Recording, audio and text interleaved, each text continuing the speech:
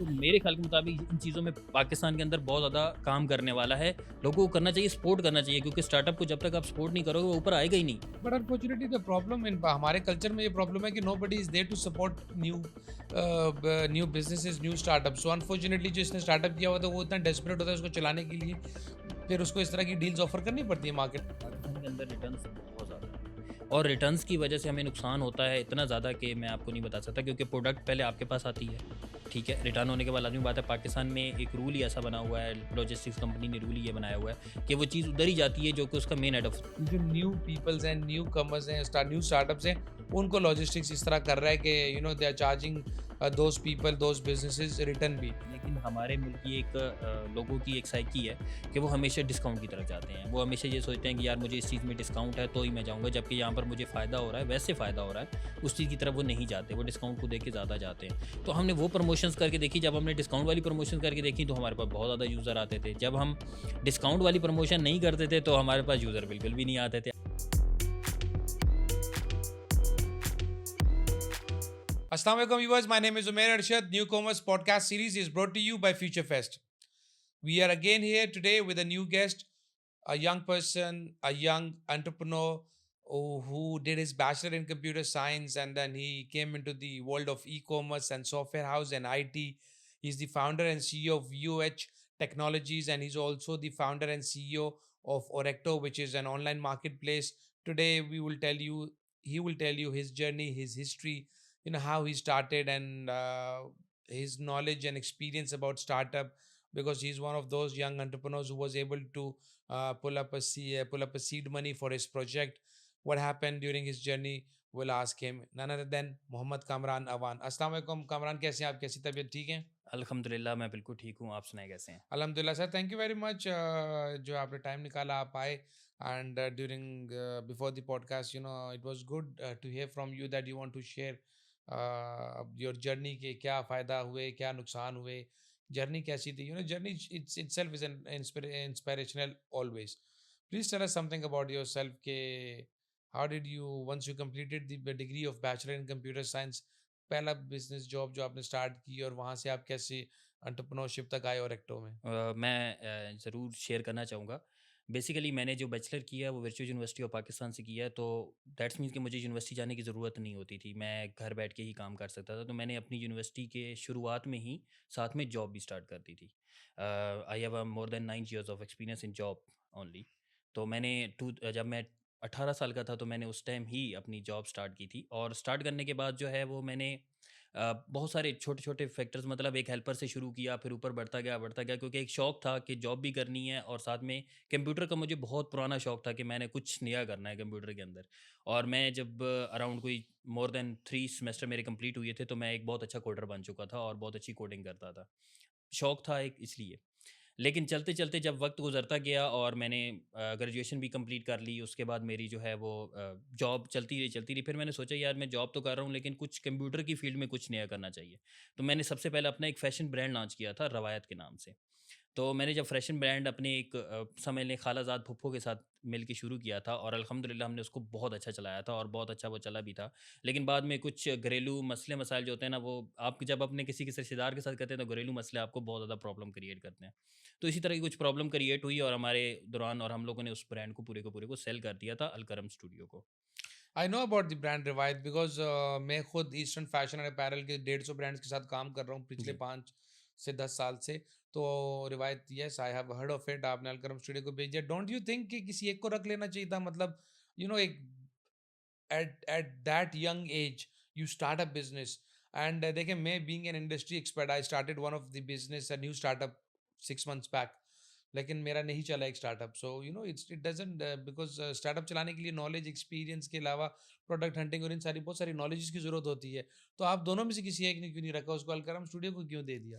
असल में असल में ये हुआ था कि मेरे पास इतनी इन्वेस्टमेंट नहीं थी कि मैं उनसे दोबारा वो ख़रीद के खुद चला सकता। तो इसलिए हम लोगों ने फिर दोनों ने मिलके यही डिसीजन लिया कि हम इसको सेल कर देते हैं, क्योंकि हम दोनों एक दूसरे को बाय नहीं कर सकते थे और उस वक्त कोई मुझे इतनी ज़्यादा इन्वेस्टमेंट देने के लिए तैयार भी नहीं था कि मैं रवायत को ख़रीद लूँ।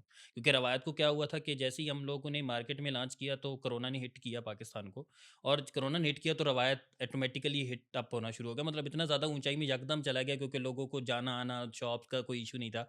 और उस वक्त नया नया मैं मार्केट में भी इंटर हुआ था, तो मुझे उस चीज़ का बड़ा मतलब शौक चढ़ा कि यार कुछ तो है मार्केट में, ई कॉमर्स की मार्केट में कुछ करना चाहिए।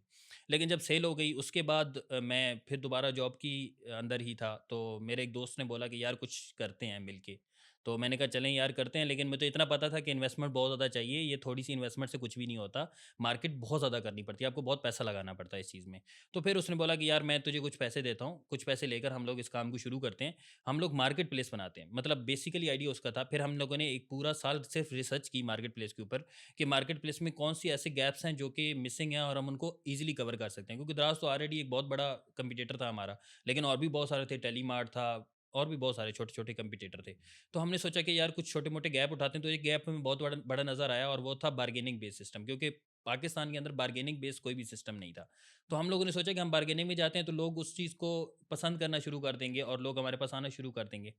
तो हमें जो सबसे बड़ा इशू, हम लोगों ने मार्केट प्लेस बनाने में टाइम बहुत ज़्यादा लग गया, हमें तकरीबन एक पूरा साल हमें सिर्फ अपना ई कॉमर्स मार्केट प्लेस बनाने तैयार करने में लग गया ताकि हम उसे मार्केट में रिलीज़ कर सकें। लाजमी बात है उसको एक प्रॉपर फैक्टर्स के हिसाब से बनाना था, कोई गलती ना हो, प्रोटोटाइप उसका बहुत अच्छा होना चाहिए था। हर चीज़ एक छोटी छोटी चीज़ें हमें देख कर उसको चलाना था। फिर हमें इशू कहाँ पर आता था कि पाकिस्तान में ना बहुत सारे छोटे छोटे इशूज़ हैं जो बहुत ज़्यादा मैटर करते हैं, जिनमें एक बहुत बड़ा इशू था पेमेंट गेटवेज़ का। कि हमें पेमेंट गेटवे, जब भी हम ऑनबोर्डिंग करने के लिए जाते थे तो हम उन्हें कहते थे कि हमें एक ऐसा पेमेंट गेटवे चाहिए जो हमारी वेबसाइट के ऊपर होना चाहिए। तो वो हमें कहते थे जी पेमेंट गेटवे मिल जाएगा, लेकिन हम लोग होस्ट अपने पास करेंगे, आपको होस्ट नहीं करने देंगे। ठीक है, तो उससे ना एक बैड बिहेवियर जाता है क्लाइंट के पास, जब वो आपके पास बाय कर रहा है और फिर वो एकदम किसी और वेबसाइट पे जाता है, फिर वो वापस आता है। तो ये एक बैड थिंग थी, तो कुछ चीज़ें। लेकिन देखें, you don't have compliance, compliance का इशू है ना इसमें। जी। आप होस्ट नहीं कर सकते एक पेमेंट गेटवे बिकॉज़ आपके पास पीसीआई कंप्लायंस नहीं है। नहीं, ऐसा बिल्कुल भी नहीं होता। यही तो छोटी-छोटी चीज़ें थी जो लोगों को पता ही नहीं थी। मास्टर कार्ड जो पेमेंट गेटवे देता है, वो टोकन बेस्ड पेमेंट गेटवे होता है। वो होस्ट आपकी अपनी वेबसाइट के ऊपर होता है। आपने टोकन सेव करना होता है और that's it, same to same काम करता है, जो कि मास्टर कार्ड का अपना गेटवे है, जो बैंक अल फलाह पाकिस्तान में देता है ऑलरेडी। इश्यू क्या था कि ये ट्रस्ट खुद नहीं करते किसी और के ऊपर। और जिसको भी हमने जब अल फलाह को भी ऑनबोर्ड किया तो उसने ये बोला कि ठीक है, मैं आपको दे दूँगा, लेकिन आप जो है वो आपकी कम से कम भी महीने की ट्रांज़ैक्शन 10 मिलियन से ज़्यादा होनी चाहिए। तब हम आपको देंगे, अदरवाइज़ हम आपको नहीं देंगे। तो हमने फिर यहाँ पर सोचा कि ये छोटे ब्रांड्स को कभी भी जो है वो टैकल ही नहीं करते कि यार ये कोई चीज़ है ही नहीं हमारे लिए।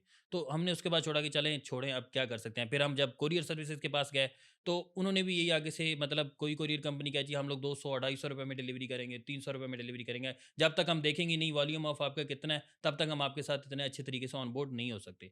तो मेरे ख्याल के मुताबिक इन चीज़ों में पाकिस्तान के अंदर बहुत ज़्यादा काम करने वाला है। लोगों को करना चाहिए, सपोर्ट करना चाहिए, क्योंकि स्टार्टअप को जब तक आप सपोर्ट नहीं करोगे वो ऊपर आएगा ही नहीं। उसकी सेलिंग होनी ही नहीं है तो वो कैसे करेगा सेल? कभी भी नहीं कर पाएगा। तो आप पार्टनरशिप से ना एक बहुत बड़ी बिल्डिंग बन सकती है, लेकिन पार्टनरशिप ना हो ना तो बिल्डिंग कभी भी नहीं बनती है आपकी। तो वो पार्टनरशिप बहुत ज़रूरी थी, लेकिन फिर भी हम लोगों ने कोशिश की कि यार चलें ऑनबोर्डिंग करते-करते वो रिलेशन बनाना शुरू किए, क्योंकि हम नए थे। मार्केट का इतना अच्छा नहीं पता था हमें कि यार मार्केट बहुत बड़ी है, तो बिल्कुल भी नहीं पता था, लेकिन फिर भी हम लोगों ने तकरीबन बहुत सारी चीज़ें ऑनबोर्ड कर ली, जहाँ तक कि हमने मास्टर कार्ड को डायरेक्टली ऑनबोर्ड कर लिया। हमने बीच में बैंकों को डाला ही नहीं। ठीक है, क्योंकि हमें लगा कि जब बैंक नहीं आ रहे तो मास्टर कार्ड आ जाएगा, तो हमने उससे सिर्फ एक जस्ट ईमेल की और हमने उससे बोला कि हम लोग ये काम शुरू कर रहे हैं और इज़ वेलकम। जी, बिल्कुल मैं आना चाहता हूँ। तो हम उस पे हैरान थे कि जब मास्टर कार्ड आ सकता है तो ये लोग क्यों नहीं आ सकते? सिंपल सा ठीक। क्वेश्चन था। तो उसके बाद मतलब जर्नी हमारी शुरू हुई इस ओरेक्टो के ऊपर। हम लोगों ने अब सबसे बड़ा हमारा एक बहुत बड़ा मिशन था कि हमने ब्रांड को ऑनबोर्ड करना है, क्लाइंट्स को ऑनबोर्ड करना है और वही होंगे तो ही हमारी सेलिंग शुरू होगी। जिसके बाद अल्हम्दुलिल्लाह हमने बहुत कोशिश की, बहुत मेहनत की, क्योंकि इसके लिए निकालना ब्रांड को ऑनबोर्ड करना बहुत मुश्किल था, क्योंकि जब तक हमारे पास या तो कोई एक अच्छा एक रिसोर्स नहीं होगा जो हमें ब्रांड ऑनबोर्ड करके दे सकता है, या फिर हमें खुद को जो है वो ब्रांड ऑनबोर्डिंग करनी होगी। अब ये एक प्रोसेस ऐसा है कि इसको करना बहुत मुश्किल था। हम लोगों ने फिर स्क्रैपिंग करना शुरू की, ईमेल्स की स्क्रैपिंग शुरू की, वेबसाइट्स की स्क्रैपिंग शुरू की, उनके कॉन्टैक्ट डिटेल्स निकालना शुरू किए, ताकि हम लोग मेन ब्रांड तक पहुँच सकें। और हम लोगों ने कई ब्रांड्स को ईमेल्स की और उनमें से टोटल हमारे पास 4 ब्रांड्स ऑनबोर्ड हुए थे। एक जो कि फ्यूचर फेस्ट में भी आए थे, ओप्पो, वो हमारे साथ फ्यूचर फेस्ट पे ही ऑनबोर्ड हुए थे। ठीक है? और उसके अलावा हमारे पास जो है वो हायर ऑनबोर्ड हुआ था ईमेल के थ्रू ही, और इसी तरह हमारे पास 2 और हुए थे, एचपी, डेल वाले भी हमारे साथ ऑनबोर्ड हुए थे। लेकिन सीन ये था कि हमें एक चीज़ की समझ आ गई थी कि मार्केट में ना हमें अगर अपनी एक वर्थ वैल्यू बनानी है ना, तो हमें एक ही चीज़ पे फोकस करना होगा। हम जब 2-4 चीज़ें, 5 चीज़ें मल्टीपल कैटेगरीज़ में जा रहे हैं ना, तो लोग उस चीज़ को अच्छा नहीं समझ रहा है फ़िलहाल के लिए। तो फिर हम लोगों ने फ़ैशन की इंडस्ट्री में ही शिफ्टिंग की कि बेहतर यही है कि हम फ़ैशन की तरफ जाते हैं, क्योंकि वो मार्केट ऑलरेडी हमारे पास है, हमने उसको ग्रैब किया हुआ है, हमारे पास है, तो हम उसमें जाते हैं। तो फिर हम लोगों ने फ़ैशन की तरफ, अभी तो हम टोटली फ़ैशन में शिफ्ट हो गए हैं, और हम लोगों ने मतलब ओरेक्टो को इसलिए अब नुकसान भी उसमें हमें क्या हुआ, एक तो नुकसान हमें ये था कि बनाने में हमें पूरा साल लग गया। तो साल लगने में आप समझ लें कि एक 10 बंदों की टीम भी हो, आपके पास खास तौर पे कोडर हो, मार्केटिंग के बंदे होने चाहिए, ग्राफिक डिज़ाइनिंग सारा कुछ करने भी कम आपकी 6 से 7 लाख रुपए सैलरी चली जाती है। तो आप अगर 1 साल की भी बात कर लें, तो कम से कम भी आपके 80-90 लाख रुपए तो सीधा-सीधा यहीं पर ही लग गए। उसके बाद आपके पास ऑफ़िस का खर्चा, ऑफ़िस की लाज़मी बात है, आपकी सारी जितनी भी यूटिलिटीज़ होती हैं, वो सारे खर्चे, तो मिला-मिला के हमारा यहाँ पर खर्चा अच्छा खासा हो चुका था कि अब हमारे पास इतनी इन्वेस्टमेंट ही नहीं थी कि हम मार्केट को ग्रैब कर सकते। हमने कुछ कोशिश की, जिसमें हम लोगों ने एक फ्यूचर फेस्ट के साथ भी कोशिश की कि हम लोग एक अच्छे लेवल पे जा सकते हैं। कुछ हमने वहाँ से अच्छा गेन भी किया, कुछ नहीं भी किया, मतलब ये नहीं कह सकते कि आप हर मर्तबा प्रॉफ़िट ही होता है, नुकसान भी बहुत होता है आपको। तो हमें हुआ, लेकिन उसके बाद हम लोगों ने मार्केट में, हमें सबसे बड़ा नुकसान ये था कि हमारे कंपीटिटर जो हैं, वो कभी भी अच्छा नहीं चाहते थे हमारे लिए। ठीक है? तो हमें ना, मैं आपको सिंपल सी सीधी-सी बात बताऊँ कि हमें कॉपीराइट क्लेम भी आए थे, 2 ऐसे मार्केट प्लेस की तरफ से, जहाँ से हम लोग हैरान हो गए थे कि ये क्यों आए? ठीक है? और क्लेम किस चीज़ की थी जी, कि आप हमारी प्रोडक्ट सेल कर रहे हैं। जैसे ब्रांड आइडेंटिटी आईपीओ के ऊपर आपको कॉपीराइट क्लेम आ जाता है। जबकि हमें जब उनकी डिटेल्स पूरी पता कराई, तो वो आईपीओ में थे ही नहीं। आप खुद एक फुल ठीक स्टैक डेवलपर है, मुझे बताएं कि आपने जो ओरेक्टो जो प्लेटफॉर्म बनाया, तो इसकी फ्रंट एंड और बैक एंड क्या टेक्नोलॉजी है? इसको जो फ्रंट एंड है, वो हमने नेक्स्ट जेएस को यूज़ किया था, क्योंकि आई थिंक सो कि वो सबसे अच्छी टेक्नोलॉजी थी फ्रंट के लिए। वो तो लॉन्च भी लास्ट ईयर ही हुई है। जी, बिल्कुल। नहीं, लास्ट ईयर नहीं, 2018 में हुई थी। बट लास्ट ईयर से पीपल स्टार्टेड प्रमोटिंग इट ना, बिकॉज लास्ट ईयर कुछ ज़्यादा प्रोजेक्ट्स उस पे आए और बिल्कुल, बनाने वो शुरू कर प्रमोट दिए, इस क्योंकि तरह हुई है, पहले लेकिन लोग रिएक्ट वगैरह के ऊपर ज़्यादा काम कर रहे थे, लेकिन नेक्स्ट जेस is next level next technology. Level technology very हमने गुड। 2022 में उसको कंप्लीट किया था। कंप्लीट किया था। तो और आपने बैकएंड किस पे बनाया है? हाँ, हमने बैकएंड लारावेल में बनाया था, क्योंकि हम विच इज समझते ऑल्सो थे कि गुड। उसकी फंक्शनैलिटीज़ बहुत ज़्यादा अच्छी थी, और उनके साथ मतलब हमारी कंपैटिबिलिटीज़, बहुत सारी चीज़ें मैच कर जाती थी, तो हमने बैकएंड उसमें बनाया था, और मोबाइल ऐप हमने फ्लटर में बनाई थी। Very good. मुझे बताएं कि सबसे बड़ा प्रॉब्लम जो मार्केट प्लेस को फेस करना पड़ता है, कि वो जो शुरू के कुछ क्लाइंट्स होते हैं जिनके साथ वो लो लेवल के ऊपर रख के डील कर देते हैं, जिससे बाद में उनको बड़े ज़्यादा परेशानी पेश होती है। इस सिलसिले में आपको क्या परेशानी पेश आई? हमने शुरू किया था 0% के साथ, और मैं अभी भी यही समझता हूँ कि हमारी सबसे बड़ी गलती 0% थी।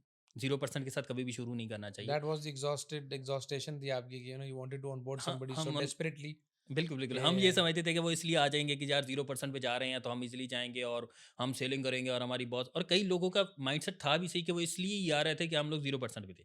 ठीक है? लेकिन हमने फिर ये सोचा कि 0% की वजह से हमारे पास ब्रांड ऑनबोर्डिंग नहीं होती। ब्रांड कभी भी आपको 0% पे नहीं आता। वो हमेशा ये सोच के आता है कि यार मेरा ये प्रोडक्ट है, तो इसमें इतने पैसे मैंने मार्केट प्लेस के लिए रखने ही रखने हैं। तो वो सोच के ही आपके पास आता है, कि उसे पता है कि उसे मार्केट ही तब करना है। अगर मैं उसको पैसे ही नहीं दूँगा, तो वो मार्केट प्लेस मेरा मार्केट ही क्यों करेगा? But unfortunately the problem in हमारे कल्चर में ये प्रॉब्लम है कि nobody is there to support new businesses, new startup. So unfortunately जो इसने स्टार्टअप किया हुआ था, वो इतना डेस्परेट होता है उसको चलाने के लिए, फिर उसको इस तरह की डील्स ऑफर करनी पड़ती है मार्केट में। I don't think so that you were wrong and it was your mistake, because the idea was good. What was the USP and what is the USP of ओरेक्टो? ओरेक्टो की जो main USP थी, वो थी bargaining based system, और दूसरी USP ये थी कि हम लोग मेड इन पाकिस्तान प्रोडक्ट को यूएस की मार्केट में शिफ्ट कर रहे थे, क्योंकि हमारे पास ओरेक्टो डॉट पी के जो है वो पाकिस्तान में, और ओरेक्टो डॉट कॉम जो है वो यूएस में चल रहा था। और यूएस के अंदर हम लोगों ने प्रॉपर सेटअप किया हुआ था कि हमारे पास वेयर हाउस मैनेजमेंट, हर चीज़ हमने वहाँ पर सेटअप की थी, और हमारा वो वाला काम ज़्यादा अच्छा चल रहा था। लेकिन मसला ये था कि जो पाकिस्तानी लोग हैं ना, वो चाहते हैं कि मेरी एक चीज़ बिकी है, तो मुझे 2 दिनों के अंदर-अंदर उसका प्रॉफ़िट, ती 3 दिनों के अंदर या हफ़्ते के अंदर मुझे उसका प्रॉफ़िट भी मिल जाना चाहिए। जबकि यूएस की मार्केट के लिए हमें कम से कम भी 15 से 20 दिन का वेट करना पड़ जाता था, क्योंकि लाज़मी बात है, वो चीज़ आती थी, फिर वो वहाँ से हमें पेमेंट आती थी, और फिर हम उसको डिलीवर कर सकते तो थे। आप ड्रॉप शिपिंग मॉडल के ऊपर मार्केट प्लेस लेके चल रहे थे, या you used to take the inventory and bring it to your warehouse and then you used to ship it, और was it on this model कि आपने इन्वेंट्री, शेयर्ड इन्वेंट्री थी आपकी? यूएस बेस्ड मॉडल के ऊपर या Pakistan based दोनों model के ऊपर? मॉडल्स के ऊपर बताएं। इन्वेंटरी हमारे पास नहीं होती थी। हम लोग सेम वही सिनेरियो पे काम कर रहे थे जिस पे दराज काम करता है, कि मार्केट प्लेस उनका अपना होता था, मतलब उनका अपना अकाउंट बन जाता था, और वो सेलिंग करते थे, और क्लाइंट बाय करता था, और वो खुद ही उस चीज़ को शिप भी करते थे। हम लोग उस चीज़ को शिप भी नहीं करते थे। हम लोग उनको अपने जो हमारा पैकिंग मटेरियल होता था, वो हम डिलीवर कर देते थे।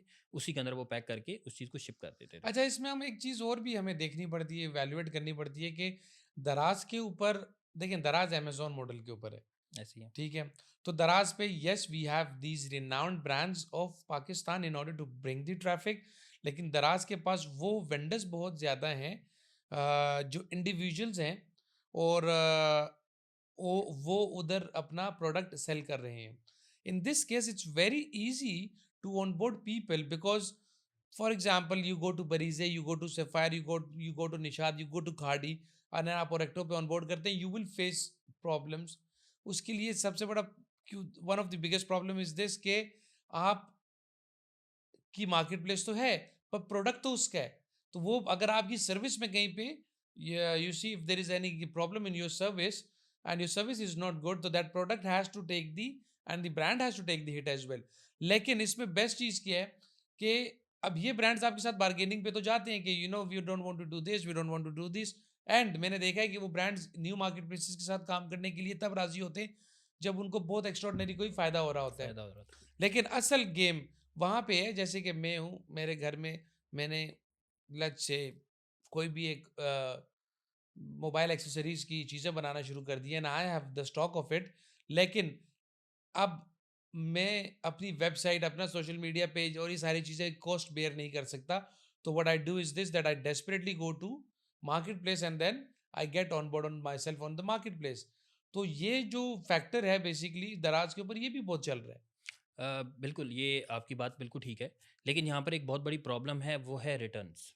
पाकिस्तान के अंदर रिटर्न्स बहुत ज़्यादा हैं और रिटर्न्स की वजह से हमें नुकसान होता है इतना ज़्यादा कि मैं आपको नहीं बता सकता, क्योंकि प्रोडक्ट पहले आपके पास आती है, ठीक है? रिटर्न होने के बाद लाज़मी बात है, पाकिस्तान में एक रूल ही ऐसा बना हुआ है, लॉजिस्टिक्स कंपनी ने रूल ही ये बनाया हुआ है कि वो चीज़ उधर ही जाती है जो कि उसका मेन हेड ऑफ़िस है। जिस तरह आप यहाँ दराज़ की भी बात करें, तो दराज़ का जो रिटर्न होता है, वो दराज़ के वेयर हाउस में जाता है और ऑब्वियसली जहाँ से वो पिक हुआ है वो वहीं पे रिटर्न होगा. नहीं, ऐसा नहीं होता। दराज के वेयर हाउस से अगर पार्सल हाँ, अगर पिक हुआ है तो रिटर्न वहीं पे जाना है ना. ऐसे वैसे होता नहीं है, मैं आपको बताता हूँ होता क्या है कि जैसे कि फ़र्ज़ किया कि दराज़ ने प्रोडक्ट पिक बेशक लाहौर से हो रहा है और उसने अपना मेन पे जो ड्रॉप ऑफ पॉइंट है रिटर्न का, वो लाहौर दिया हुआ है, तो वो लाहौर में ही आएगा, बेशक वो कराची का पार्सल ही क्यों ना हो। तो that can be change. I mean it depends on the logistics. यानी कि अगर आपने एक लॉजिस्टिक्स ने पार्सल पिक किया लाहौर वेयर हाउस से, तो ब्रांड टेल्स या मार्केट प्लेस बताएगी कि ये लाहौर ही वापस देना है या ये आपने कराची देना है. You can control it. बिल्कुल, लेकिन लॉजिस्टिक्स में कंट्रोल नहीं होता। वही तो मैं आपको बता रहा हूँ कि उसके अंदर रिटर्न का आपके पास सिर्फ़ एक ही एड्रेस होता है। आप रिटर्न मल्टीपल एड्रेसेस पे नहीं करवा सकते। उनका अपना एक रूल सेटअप है, जो भी उन्होंने किया हुआ है। जितनी भी हमारा लॉजिस्टिक कंपनी है, तो हमारा क्या होता था कि जो भी रिटर्न आना था, वो हमारे ऑफ़िस में आना होता था। कहीं पर भी वो यूज़र से वापस नहीं जाता। आप फ़र्ज़ किया कि इंडिविजुअल है, तो उसको वापस वो घर में कभी भी रिटर्न देने के लिए नहीं जाएँगे। यस, दिस इज हाउ ठीक है? This is logistics market place के लिए इसी तरह बिहेव करती है कि वो 10 ब्रांड से पिक करके उनके वेयर हाउस में लाके वहां से डिस्पैच कर देगी.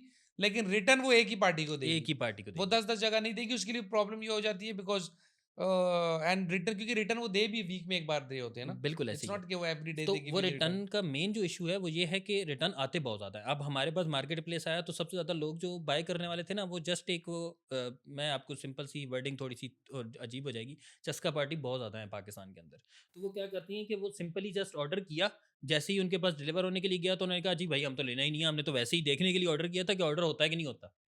ठीक है, तो हमें ऐसे कई हमने यहाँ तक कि हम हर एक-एक ऑर्डर कॉल पे कंफर्म करते थे कि आपने ऑर्डर किया है, क्यों किया है, क्या मतलब प्रॉपर है कि नहीं है। अब इसका हमने सॉल्यूशन अभी निकाला, जो हम लोग अभी इस वक़्त फैशन में जा रहे हैं, तो हमने क्या किया कि हमने डीसी चार्जेज़ जो हैं वो शुरू में ही ले लिए। हमने कहा आप लें ना लें प्रोडक्ट वो आपकी मर्ज़ी, आप रिटर्न कर दें, लेकिन आप डिलीवरी चार्जेज़ हमें पहले पे करेंगे। अब इसमें पाकिस्तान में कई बड़ी लॉजिस्टिक कंपनियाँ, टीसीएस के अलावा आपको बता दूँ कि कई ऐसी बड़ी लॉजिस्टिक कंपनियाँ जो कि बहुत ज़्यादा नुकसान दे देती हैं इंडिविजुअल्स को भी, और उनको पता भी नहीं चल रहा होता, और बाद में उन्हें पता चलता है कि उनके साथ नुकसान कितना ज़्यादा हुआ है। और उसमें मैं आपको सिंपल नाम दे के देता हूँ, लेपर्ड कोरियर की बात कर लूँ। अब लेपर्ड कोरियर की सर्विस बहुत अच्छी है, इसमें कोई शक वाली बात नहीं है, उनकी सर्विस बहुत अच्छी है, लेकिन उनका रिटर्न जो है वो डिलीवरी चार्जेज़ से ज़्यादा है। वो चार्ज रिटर्न का भी करते हैं। दैट्स मीन कि वो अराउंड आपकी डिलीवरी चार्जेज़ हुई ₹250 की और रिटर्न हो रहा है ₹350 का। ठीक है? और आपकी प्रोडक्ट है ₹500 की, तो आपको क्या बचेगा? ट्रू, आई एग्री बिल्कुल. ये अच्छा देखें अगेन लॉजिस्टिक्स की भी जो मार्केट है ना उसके अंदर भी इसी तरह के जिसके पार्सल ज़्यादा हैं तो उसी की सुनी और मानी जाती है. ये जो न्यू पीपल्स हैं, न्यू कमर्स हैं, न्यू स्टार्टअप्स हैं, उनको लॉजिस्टिक्स इस तरह कर रहा है कि you know they are charging those people those businesses return भी. लेकिन अगर हम बड़े बिजनेस की बात करें तो पार्सल डिलीवर हो या रिटर्न हो वो होगा एक ही पैसों में. नहीं, बाकी अब टीसीएस की बात कर लूँ, तो मैं टीसीएस में ऐसा सबकी ही बात होता है। करता हूँ. मैं सारे लॉजिस्टिक्स की बात करूँ या leopard is bit expensive, their service is good. लेकिन कोई भी हर लॉजिस्टिक्स मैंने देखा दे आर चार्जिंग पीपल. बिल्कुल चार्ज तो करते ही बट करते हैं। अगेन आपकी बात बिल्कुल, आपकी बात एक बहुत अच्छी लगी है मुझे कि हम जो ये क्या हम यानी कि जब भी आप स्टार्टअप किसी को अप्रोच करता है तो वो कहते हैं कि देखेंगे आपका क्वांटम बड़ा हुआ तो विल एकोमोडेट यू। बिल्कुल, जबकि होना ये चाहिए कि हमें स्टार्टअप को अगर आज हम सपोर्ट नहीं करेंगे, I did different, I am a service provider, what I did is this कि मैंने स्टार्टअप को डिस्काउंट दिया और ये चीज़ें की बिकॉज उसका बिजनेस मॉडल आप स्टेबल बनाएं। बिल्कुल, उसके बाद उसको 2 पार्सल से उठा के 200 पार्सल पे लेके जाएंगे तो वो आपको कभी नहीं छोड़ेगा नहीं और वो छोड़ेगा। आपके साथ काम भी कर रहा होगा। बिल्कुल, तो eventually both of us will be making money. I help people. I मैंने एफओसी लोगों को सर्विसेज दी शुरू में 2-2 3-3 महीने ताकि उनका बिजनेस मॉडल वायबल स्टेबल बने। Once they will start making money that means कि मैं फॉर गुड सारी जिंदगी के लिए वहां पे बिकॉज सब ग्राउंड ग्रास रूट लेवल पे जब आप लोगों को सपोर्ट करते हैं तो that's very good. When it comes to digital marketing, what were the challenges you faced while promoting and doing the marketing of the marketplace? Market place की market करना मुश्किल नहीं था। मतलब डिजिटल मार्केटिंग की बात करें तो वो मुश्किल बिल्कुल भी नहीं था। हम लोगों ने अपनी तरफ से तो प्रॉपर की थी कि मतलब हमने टीम भी हायर की हुई थी जो सिर्फ डिजिटल मार्केटिंग पे फोकस करती थी और डिजिटल मार्केटिंग में हम लोग बहुत सारी ऐसी इनोवेशंस लेकर आते थे ताकि लोग जो हैं वो उसको ग्रैब करें। लेकिन हमारे मुल्क की एक लोगों की एक साइकी है कि वो हमेशा डिस्काउंट की तरफ जाते हैं। वो हमेशा ये सोचते हैं कि यार मुझे इस चीज़ में डिस्काउंट है तो ही मैं जाऊँगा, जबकि यहाँ पर मुझे फ़ायदा हो रहा है, वैसे फ़ायदा हो रहा है, उस चीज़ की तरफ वो नहीं जाते, वो डिस्काउंट को देख के ज़्यादा जाते हैं। तो हमने वो प्रमोशंस करके देखी, जब हमने डिस्काउंट वाली प्रमोशन करके देखी तो हमारे पास बहुत ज़्यादा यूज़र आते थे। जब हम डिस्काउंट वाली प्रमोशन नहीं करते थे तो हमारे पास यूज़र बिल्कुल भी नहीं आते थे। अब जैसे फ़र्ज़ किया कि हम लोगों को ऑन बोर्ड करने की एक प्रमोशन कर रहे हैं कि इंडिविजुअल्स हमारे पास ऑन बोर्ड हों और वो अपनी चीज़ें सेल करें, तो हम उन्हें एक फ़ायदा दे रहे हैं कि आप 0% पे भी हमारे पास सेल कर सकते हैं। तो वो ज़्यादातर लोग ये समझते थे कि ये फेक है भाई, ये तो काम करने वाला है ही नहीं, 2 नंबर चीज़ है, इस तरह माइंडसेट था। लेकिन जब हम लोगों को कहते थे कि यार हम लोग ये चीज़ बेच रहे हैं और इसमें आपको 50% डिस्काउंट मिल जाएगा, ठीक है? तो भागे-भागे लोग आ जाते थे कि ये ले। हम इस तरह भी किया था कि हमारे कई डिजिटल मार्केटिंग में ऑर्डर्स जो हैं वो बहुत ज़्यादा वैल्यूज़ में हो जाते थे और फिर हम लोगों ने कंट्रोल करना पड़ जाता था कि यार ये वैल्यू बहुत ज़्यादा हो गई है, क्योंकि डिस्काउंट की एक लिमिट होती है, अब उस डिस्काउंट लिमिट से आप ऊपर नहीं जा सकते। फिर हमने साइकी बहुत सारी लोगों की एक और ये भी देखी कि ई-कॉमर्स के अंदर लोगों की सी साइकी है कि लोग क्या करते हैं कि ज़्यादा की प्राइस जो होती है वो उसकी प्राइस ज़्यादा कर दी और उसी में डिस्काउंट कर दिया और उसी सेम प्राइस में लेके चला गया जिस प्राइस में ओरिजिनली वो प्रोडक्ट बिक रहा होता है, और ये सिंपली दराज में भी कई मरतबा होता है और ये एक साइकी है और लोग उस साइकी के ऊपर काम करना शुरू कर देते हैं कि ये देखें यार मुझे मार्केट से बहुत ज़्यादा सस्ता मिल रहा है।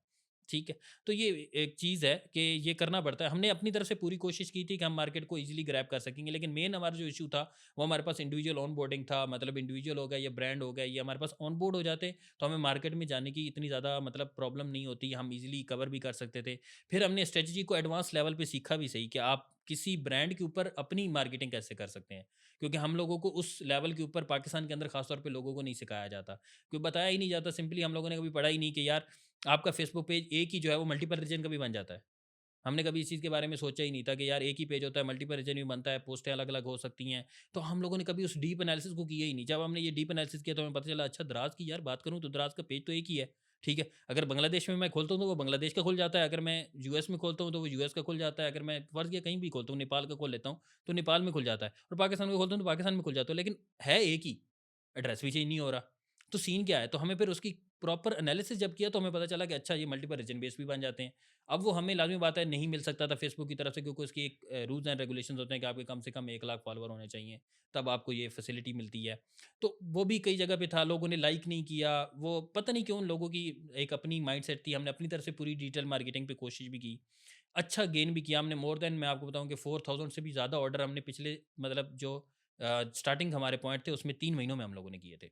और हम लोग खुद उस पे बहुत ज़्यादा खुश थे कि यार 4000 ऑर्डर एक मतलब बहुत बड़ी अचीवमेंट थी किसी स्टार्टअप के लिए कि मार्केट में आना और 4000 ऑर्डर एक ही मर्तबा 3 महीनों में कर लेना। और अल्हम्दुलिल्लाह हमने उनको जब कवर कर लिया तो फिर हमने सोचा कि यार अब हमें और ज़्यादा लेवल पे जाना चाहिए। लेकिन हम नुकसान में इसलिए चले गए, मैं समझता हूँ कि ओरेक्टो का सबसे बड़ा नुकसान जो था वो ये नहीं था कि हम लोगों ने मार्केट में पैसा क्यों लगाया। हमारा सबसे बड़ा नुकसान ये था कि हम लोगों को समझ ही नहीं पाए। लोगों की साइकी नहीं समझ पाए कि लोग सोचते क्या हैं, लोग कैसे समझते हैं, क्योंकि लोगों को सबसे पहले ट्रस्ट देना बहुत ज़्यादा मुश्किल काम है। पाकिस्तान के अंदर के कैश ऑन डिलीवरी पे भी आप भेज रहे हैं और फिर रिटर्न आपके पास बहुत ज़्यादा आ रहे हैं, तो वो फैसिलिटेट करना आपको लाज़मी बात है, ब्रांड को फैसिलिटेट करना, हम कुछ परसेंटेज ले ही नहीं रहे, तो हमें वो भी नुकसान हो रहा था, रिटर्न आ रहा है तो वो भी हमारा ही नुकसान हो रहा है। तो मैं ये समझता हूँ कि अगर किसी को शुरू करना चाहिए मार्केट प्लेस, तो सबसे पहले कि वो अपनी परसेंटेज सेट करे, तो परसेंटेज की बेस के ऊपर ही करना चाहिए ताकि वो अपने नुकसान तो कवर कर सके। हम लोग इसीलिए नुकसान में गए क्योंकि हम लोग अपने एक्सपेंस नहीं कवर कर पाए थे। What is the biggest challenge you faced in running a marketplace? What was the biggest challenge? सबसे बड़ा चैलेंज था रिटर्न्स। बहुत ज़्यादा मुश्किल था मतलब उसको सीओडी। सीओडीज़ और उसको कवर करना बहुत ज़्यादा मुश्किल था और मतलब अभी तक पाकिस्तान में डिजिटल ही नहीं हुई पेमेंट। मतलब हम अभी You भी ट्रस्ट know, नहीं करते डिजिटल पेमेंट पे। this is one of the biggest issues in e-commerce in Pakistan right now. I know brands and I have seen brands जिनकी रिटर्न 35 to 40% भी है। 700 8 फैशन में अगर आप देखें कि अगर आप फैशन की बात करें, अगर एक 15 से 20 हज़ार रुपये का प्रोडक्ट है, उसका डब्बा ही 2 2.5 किलो की प्रोडक्ट की समेत बन जाता है and that cost you 6 to 7 800 rupees. बिल्कुल, अगर उसने 1000 पार्सल भेजा है, 300 पार्सल वापस आ गया, तो यू सी कि बात कहाँ जा रही है। बिल्कुल और फिर जब वापस आता है तो वो भी टूटा हुआ पहुँचता है। उसका नुकसान अलग से होता है आपको। यस, बिल्कुल से। पैकेट में है तो पैकेट तो ज़ाया हो गया आपका 15-20 रुपए आपके वो भी ऑटोमेटिकली खत्म हो जाते हैं, एंड अनफॉर्चुनेटली यू आप सीओडी बंद करते हैं तो आप मार्केट से आउट हो जाते आउट हैं, हो जाते हैं। बिकॉज वो कस्टमर जो आपको कार्ड के थ्रू पे भी कर सकता है and when he sees that it's not on COD, he doesn't like it. This बिल्कुल इज ऐसे। This is the biggest issue we are facing. अच्छा, मुझे बताएं, आपने कभी ओमनी चैनल्स के बारे में सुना या ओमनी चैनल यूज किया या कभी ओमनी चैनल यूज करने की सोची? मैं आपको बताता हूँ कि हमारा जो नेक्स्ट प्रोजेक्ट है जिसके ऊपर हम लोग काम भी कर रहे थे, हमें लगा कि पाकिस्तान के अंदर एक बहुत बड़ा गैप है और वो ओमनी चैनल है। नहीं, वो गैप कैसे? मैं बताता हूँ आपको, इसमें इस वक़्त सिर्फ़ जो एक मार्केट प्लेस काम कर रहा है वो टेलीमार्ट है, जो ओमनी चैनल बेस्ड काम करता है। ओके। ठीक है, उसके अलावा मेरे ख़्याल के मुताबिक कोई नहीं काम करता, लेकिन शायद करता हो प्राइस वगैरह क्योंकि मैंने उसके बारे में रिसर्च नहीं की, शायद करते हों। क्योंकि ओमनी चैनल के ऊपर आपके दोनों काम हो रहे होते हैं, आप ऑनलाइन सेलिंग भी कर रहे होते हैं और आप प्रोडक्ट को जो है वो फिज़िकल मार्केट जो आपके वेयर हाउसेज़ या फिज़िकल आपकी कोई भी शॉप वगैरह होती है, वहाँ से भी आप सेलिंग कर रहे होते हैं, सेम उसी प्रोडक्ट की जो आपने ऑनलाइन भी पढ़ा होता है या वहाँ पर वो चीज़ मँगवा भी सकते हैं। ओमनी में जहाँ तक हमने रिसर्च की थी, कुछ इस तरह ही होता है। लेकिन मुझे उससे भी बड़ा जो मेन इश्यू नज़र आया वो था क्विक कॉमर्स। तो पाकिस्तान के अंदर आप देख लें कि फूड पांडा या करीम के अलावा कौन सा क्विक कॉमर्स मार्केट प्लेस है? बिल्कुल भी नहीं है। लेकिन अब आजकल हर कोई क्विक कॉमर्स की तरफ जा अब रहा है। यांगो भी आ गया है। जेंगो भी आ गया लेकिन वो क्विक कॉमर्स में तो नहीं है ना। ठीक है, वो क्विक कॉमर्स में आजकल हर कोई जा रहा है। क्यों जा रहा है? इसलिए जा रहा है क्योंकि उसे पता है कि यार इसमें प्रॉफ़िट है। ये चीज़ ज़्यादा अच्छी है। What is the definition of quick commerce, I mean uh, according to you? मेरे हिसाब के मुताबिक क्विक कॉमर्स की जो सबसे ईज़ी डेफ़िनेशन है वो ये है कि आपको कोई भी चीज़ क्विकली और ईज़िली फ़ौरन मिल जाती है। पिक पैक शिप बेसिकली ना, कि आप बिल्कुल। Here you place the order Foodpanda की तरह। फूड पांडा की तरह मैं वही तो बात कर रहा हूँ यस, आपको। आप इंडिया की बात करें तो इंडिया के हाँ, अंदर वो आप आप किसी मंत्रा before the customer loses the interest उसको मिल जाए। बिल्कुल, जैसे कि अगर आपने बहुत अच्छी बात की कि फूड पांडा भी सीओडी के ऊपर है, बिल्कुल ऐसी ही है। ठीक है, लेकिन ये कि उनकी रिटर्न्स नहीं है, अगर होंगी तो दैट इज वेरी वे वो टू बहुत लेस। रेयर केसेज़ कि होंगे। वंस यू ऑर्डर तो you have to receive it. अच्छा, उनकी एक और मैकेनिज्म भी मुझे अच्छा लगता है कि फूड पांडा में ये नहीं है कि आपने ऑर्डर किया और आपके राइडर को आपने बोल दिया मुझे नहीं चाहिए। वहाँ राइडर इतना इंसिस्ट करता है कि ये पैसे मुझे पड़ जाएंगे, ये है वो है। तो उन्होंने वो they you know they have left such a mark in your brain. अच्छा, लेकिन सर उसमें देखें, अगर हम अच्छा अगर हम क्विक कॉमर्स में ग्रोसरी पे आ जाएं तो वहां भी रिटर्न्स नहीं है मेरे ख्याल से, because it's quick, it's like the need of the hour बिल्कुल। कि you place the order and you need it. But हर चीज तो नहीं हो सकती क्विक कॉमर्स के ऊपर, I mean not everything can be in quick commerce. बिल्कुल नहीं हो सकती लेकिन विद इन सिटी के अंदर आप क्विक कॉमर्स को बहुत ज़्यादा इन्वॉल्व कर सकते I हैं। mean, that is happening in the. I know few brands. They are doing this के within the same city. मतलब लाहौर में जितने भी ब्रांड्स फैशन ब्रांड्स हैं, मोस्टली वो कर रहे हैं और बड़े बड़े ब्रांड्स भी अब इस चीज़ के ऊपर जा रहे हैं। बिल्कुल, मैं आपको इसकी क्विक कॉमर्स की एक एग्ज़ाम्पल देता हूँ। आपने ब्रांड का नाम तो सुना ही होगा। ब्रांड नहीं मतलब मार्केट प्लेस का नाम सुना होगा नून, नून। दुबई की। हाँ हाँ, बिल्कुल सुना हुआ ठीक है, है, यस। आपको पता है कि वो दुबई के अंदर, शारजा के अंदर, अबू धाबी के अंदर टोटली क्विक कॉमर्स पे काम करती है। यस। ठीक है? वो यहाँ तक कि कारों के थ्रू भी डिलीवरी करती है और उनका एक मोट्टो है वहाँ पर कि विदिन 2 आवर्स मतलब आपके ड्रॉप साइट के ऊपर चीज़ अच्छा पहुँच जाएगी। अच्छा, देखिए दुबई में मैंने एक चीज़ देखी है, दुबई में they have started now COD. ठीक हो गया। बिल्कुल, अच्छा, वहाँ कोई सीओडी ले नहीं रहा और वो सीओडी दे रहे हैं। वो दे रहे सही हैं। है। हम यहाँ पे बंद करना चाह रहे हैं और हमसे बंद हो नहीं पा रहा अनफॉर्चुनेटली। लेकिन आई थिंक कि बहुत जल्द देखिए क्विक कॉमर्स इज गुड, क्योंकि देखिए क्विक कॉमर्स का ना एक और चीज़ से भी बड़ा ताल्लुक है।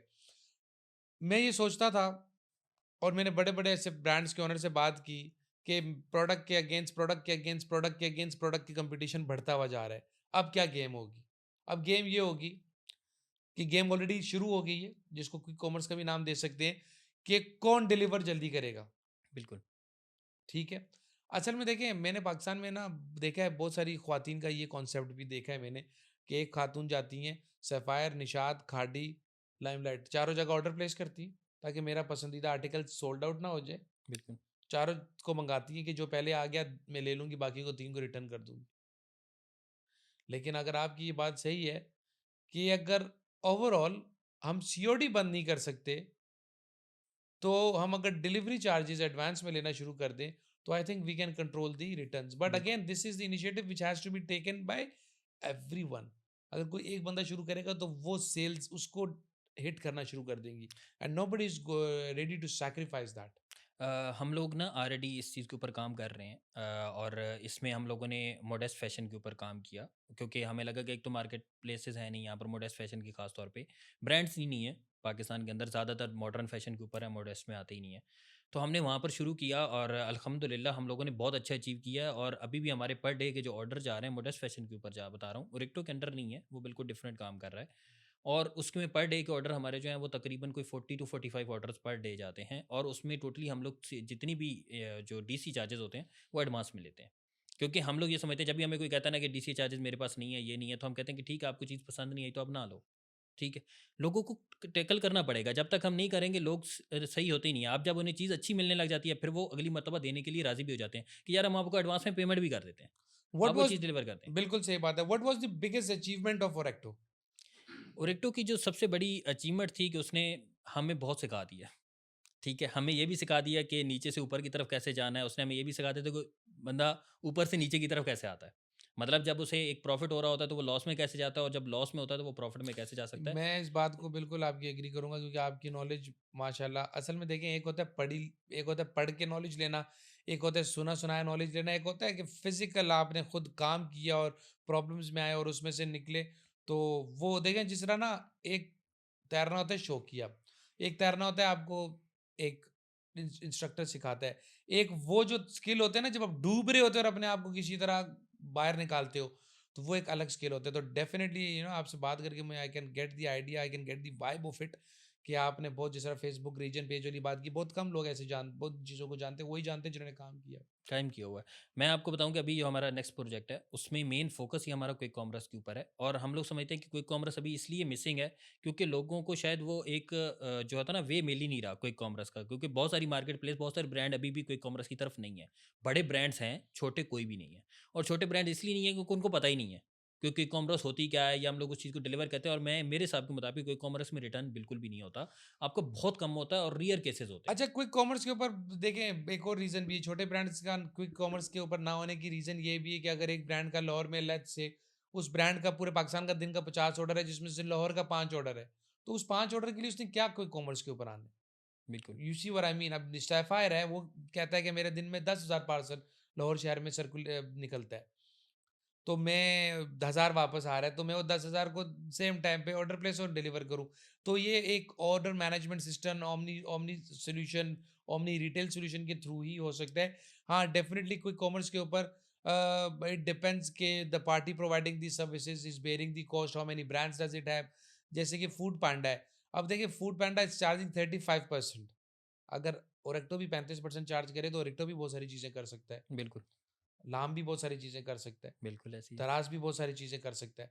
बट अनफॉर्चुनेटली कि वहाँ पे कंपटीशन इतना है कि अब 15 से 20%, आई थिंक इस 15% के अंदर रहते हुए हर मार्केट प्लेस को ब्रांड ऑन बोर्ड करना पड़ता है। मैं एक कॉस्मेटिक्स की मार्केट प्लेस को जानता हूँ, मैं वहाँ पे बैठा हुआ था, एक दफ़ा बात हो रही थी, तो they told me the biggest challenge is this, that we need somebody who comes and who replaces the contracts, the old contracts which is bleeding us.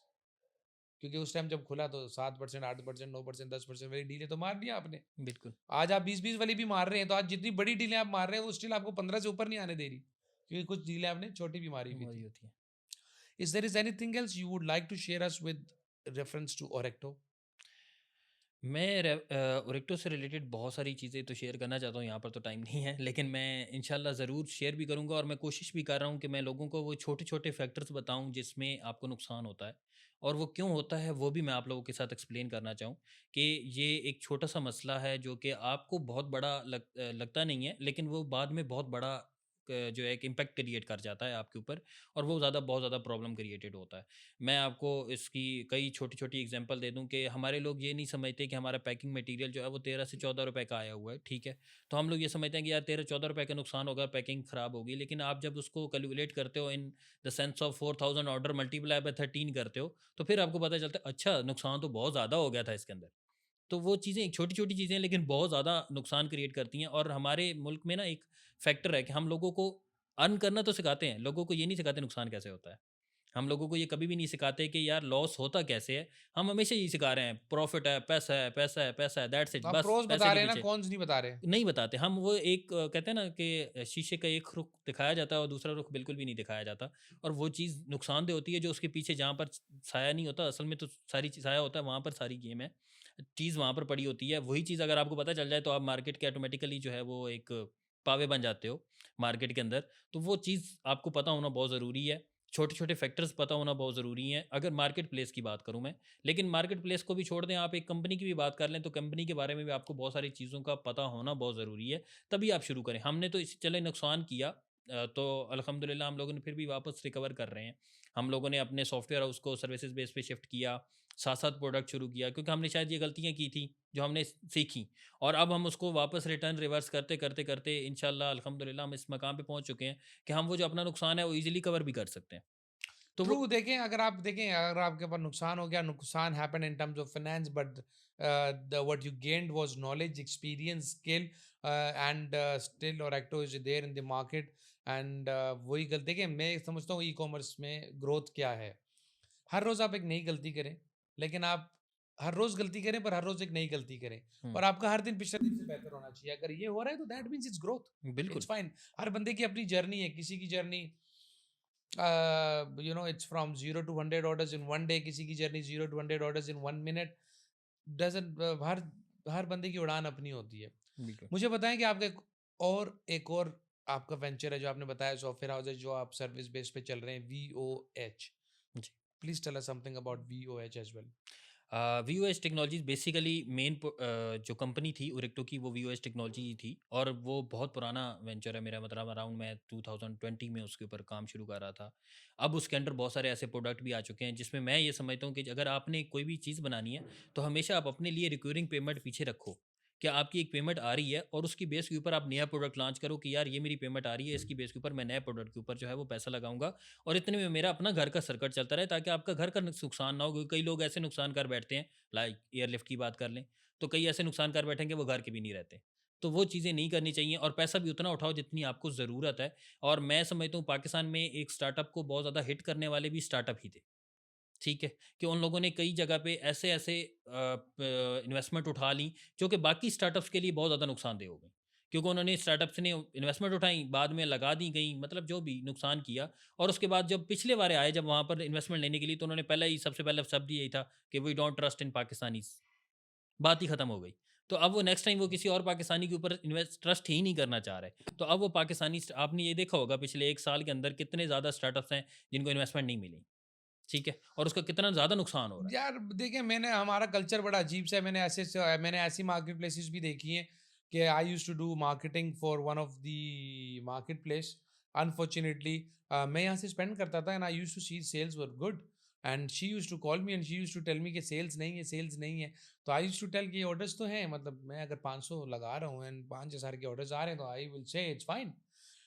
Then she didn't want to tell me that those were fake orders, and she was getting the marketplace ready in order to show it to some investor that I'm growing and I need investment. तो मुझे बाद में जाके पता चला कि वो ये कहना चाह रही थी, तो and I stopped working with her. तो मुझे बड़ा अफसोस हुआ कि आप बाहर से पैसा लाना चाह रहे हैं दिखा के फ्रॉड, तो आप स्टार्टअप्स का रास्ता भी बंद करना चाह रहे हैं। बिल्कुल। So it shouldn't be like this. It was really nice talking to you and discussing all these things. At last, I would like to ask you, what is the message you would like to tell the youth, those who are in struggling phases of their businesses and their personal life, and they want to become and they want to get an entry for themselves in e-commerce and IT industry?